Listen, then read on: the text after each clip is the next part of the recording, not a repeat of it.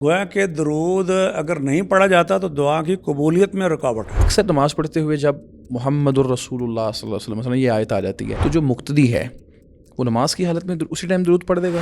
وہ الصلاۃ للرسول کے الفاظ بنائے ہوئے ہیں، حالانکہ الصلاۃ للرسول کا معنی تو ہوتا ہے کہ نماز واسطے رسول کے، جبکہ ہم کہہ یہ رہے ہوتے ہیں یعنی کہنا یہ چاہتے ہیں کہ درود واسطے رسول کے۔ اپنی طرف سے کوئی لفظ بندہ اپنی زبان میں یا اپنی طرف سے عربی میں کوئی لفظ درود السلام کے لیے بنا کے پڑھ سکتا ہے؟ مزید کون سے مقامات ہیں جہاں پہ لازم ٹھہرتا ہے درود پڑھنا؟ کچھ تو اسلامی عقائد کے خلاف ہیں، یعنی وہ ایسے الفاظ ہیں جو یہاں کے عقائد تھے برصغیر پاک و ہند کے، اور اس کو لوگوں نے درود بنا کے جو ہے وہ پیش کیا۔ کہ جب درود پوری کائنات میں کہیں پر بھی پڑھا جائے تو اللہ کے رسول علیہ الصلوۃ والسلام اس کو سنتے ہیں، ہم یہاں پڑھیں اور وہ وہاں سنیں، باقاعدہ طور پہ اس کو سنا جاتا ہے اور وہ ان کی روح میں لٹائی جاتی ہے۔ کچھ اس طرح کی کچھ روایات بھی ظاہرہ منقول ہیں، تو اس میں صحیح بات کیا ہے؟ جلاء الافہام میں ابن قیم الجوزیہ رحمہ اللہ نے یہ وضاحت کی ہے کہ رحمت جو ہے وہ صلاۃ کا ثمرہ ہے۔